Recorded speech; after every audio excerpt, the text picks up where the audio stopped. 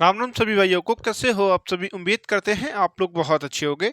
आज अपन एक ऐसी वैकेंसी के बारे में बात करने वाले हैं जिसके लिए अगर आपने क्या हाई स्कूल, इंटर या ग्रेजुएशन कर रखा है तो आप सभी के लिए काफ़ी अच्छा मौका है। इस वैकेंसी के संदर्भ में बात करें तो ये एम्स के अंतर्गत ये वैकेंसी निकाली गई है। इसका जो रिक्वायरमेंट जारी किया गया है 2025 के नाम से जारी किया गया है। तो इस वैकेंसी के संदर्भ में हम आपको क्या है संपूर्ण जानकारी देंगे। कैसे अप्लाई करोगे, कहाँ से अप्लाई करोगे, कौन कौन कैंडिडेट इसमें अप्लाई कर सकता है, कितनी आपसे फीस ली जाएगी कैटेगरी के हिसाब से, क्या योग्यता होनी चाहिए, एग्जाम होगा तो कहाँ से क्वेश्चन बनते हैं, क्या सिलेबस है, इसका संपूर्ण जानकारी आपको क्या इस वीडियो में हम देने वाले हैं। तो जैसा कि हमने आपको बताया इसका रिक्वायरमेंट क्या है 2025 के नाम से निकाला गया। ये क्या है एम्स के अंतर्गत वैकेंसी निकाली गई है। इसके फॉर्म के बारे में बात करें, कब से इसके फॉर्म स्टार्ट हो रहे हैं तो हम आपको बता दें इसके क्या फॉर्म स्टार्ट हो चुके हैं। आप लोग कभी भी आवेदन कर सकते हैं। लास्ट डेट के बारे में अगर हम बात करें तो 31 जनवरी 2025 तक ही आप क्या आवेदन कर सकते हो, उसके बाद आप आवेदन नहीं कर सकते हो। फीस पेमेंट के बारे में अगर हम बात करें, जिस दिन आपकी लास्ट डेट रखी गई है उसी दिन तक आप फीस पेमेंट भी कर सकते हो, उसके बाद आप क्या है फीस पेमेंट भी नहीं कर सकते हो। ठीक है। टोटल पोस्ट के बारे में अगर हम बात करें तो 3000 से अधिक पदों पर वैकेंसी निकाली गई है। कई विभिन्न प्रकार के पद निकाले गए हैं। जैसी आप योग्यता रखते हो उसी हिसाब से आप क्या आवेदन कर सकते हो। ये चीज आपको यहाँ पर क्या है टोटल पोस्ट के बारे में चीजें स्पष्ट हो गई होंगी। एग्जाम डेट के बारे में अगर हम बात करें, इसका एग्जाम डेट कब तक रखी गई है तो हम आपको बता दें 26 और 28 फरवरी 2025 तक रखी गई है। यानी कि कह सकते हैं 26 और 28 फरवरी 2025 को आपका क्या एग्जाम हो जाएगा। इसमें एग्जाम डेट साथ में ही दे दी गई है कि आप लोग क्या तैयारी साथ में करके एग्जाम ले लिया जाएगा। तो ये चीज आपको यहाँ पर एग्जाम डेट के बारे में स्पष्ट हो गई होगी। क्वालिफिकेशन के बारे में अगर हम बात करें तो हाई स्कूल पास, 12वीं पास कैंडिडेट और ग्रेजुएशन पास कैंडिडेट इसमें क्या है फॉर्म में अप्लाई कर सकता है।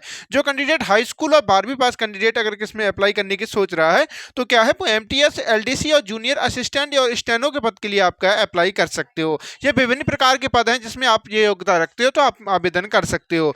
और जो कैंडिडेट ग्रेजुएशन के लिए अप्लाई करने के लिए सोच रहा है तो हम उसके लिए बता दें यूडीसी के लिए अप्लाई कर सकता है। यूडीसी के लिए कर सकता है वो कैंडिडेट जो ग्रेजुएशन के लिए अप्लाई, जो ग्रेजुएशन से अप्लाई करेगा वो यूडीसी के लिए अप्लाई कर सकता है। ठीक है।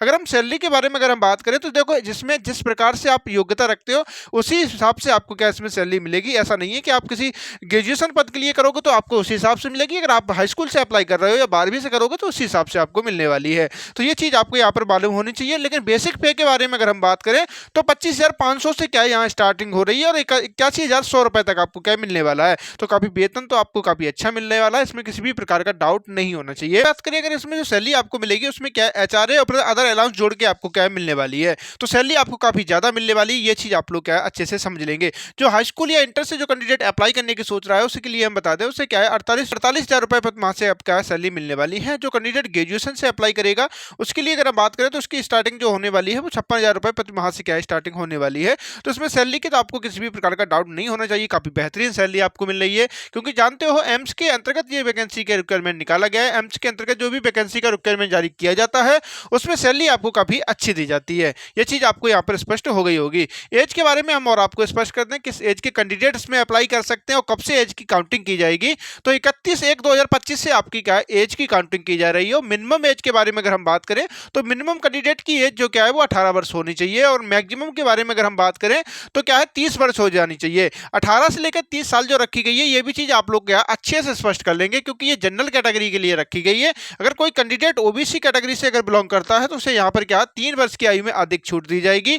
या कोई कैंडिडेट एससी, एसटी या फीमेल कैटेगरी से आता है तो उसे यहाँ पर क्या है 5 वर्ष की आयु में अधिक छूट दी जाएगी। जैसा कि सभी वैकेंसियों में रहता है एज में जिस प्रकार की छूट दी जाती है उसी प्रकार से इसमें भी आपको दी गई है। अब बात कर लेते हैं सिलेक्शन प्रोसेस के बारे में। सिलेक्शन प्रोसेस के बारे में अगर हम बात करें तो हम आपको बता दें इसमें क्या है ऑनलाइन रूप से आपसे एग्जाम लिया जाएगा और जो ऑनलाइन एग्जाम आपसे लिया जाएगा उसमें एमसीक्यू बेस्ड क्वेश्चन आपसे पूछे जाएंगे।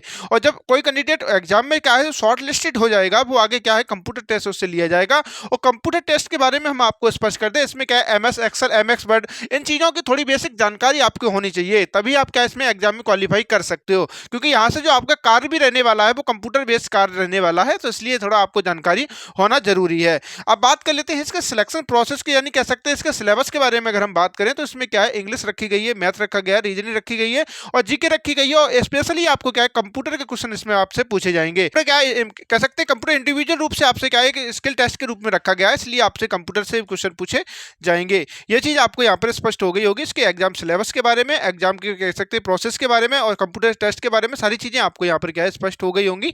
अब बात कर लेते हैं फीस के बारे में। तो फीस के बारे में अगर हम बात करें, कोई कैंडिडेट जनरल कैटेगरी से बिलोंग करता है या ओबीसी से बिलोंग करता है तो उसे हम बता दें उससे 3,000 रुपए की फीस ली जा रही है। अगर कोई कैंडिडेट एससी एसटी या ईडब्ल्यूएस कैटेगरी से आता है उससे क्या है 2,400 रुपए का क्या है फीस चार्ज लिया जा रहा है। या कोई कैंडिडेट पीएच कैटेगरी से आता है तो उसमें कोई भी चार्ज नहीं लिया जा रहा है। लेकिन जनरल ओबीसी कैटेगरी के कैंडिडेट से क्या है 3,000 रुपए का चार्ज लिया जा रहा है। तो काफी ज्यादा इसमें फीस रखी गई है। आप लोगों को मालूम होना चाहिए एमसी के द्वारा जो भी वैकेंसी निकाली जाती है इसमें फीस काफी ज्यादा ली जाती है। तो फीस में तो आपको क्या है सारी चीजें स्पष्ट हो गई होंगी। इसमें क्या जनरल वाला ओबीसी वाला 3,000 रुपए देगा, एससी एसटी या ईडब्ल्यूएस वाला जो है वो 2,400 रुपए देगा। या फीमेल कैटेगरी का कैंडिडेट है वो भी क्या है यहाँ पर 2,400 रुपए देगा। लेकिन पीएच कैटेगरी से कोई कैंडिडेट है वो क्या है इसमें कोई भी चार्ज नहीं देगा। ठीक है, तो ये चीज आपको क्या है इस वैकेंसी के संदर्भ में स्पष्ट हो गई होंगी। सारी चीजें हमने आपको स्पष्ट कर दी है इस वैकेंसी के संदर्भ में। जितने मन में आपके डाउट रहते हैं वो सारे डाउट हमने क्या है खत्म कर दिए।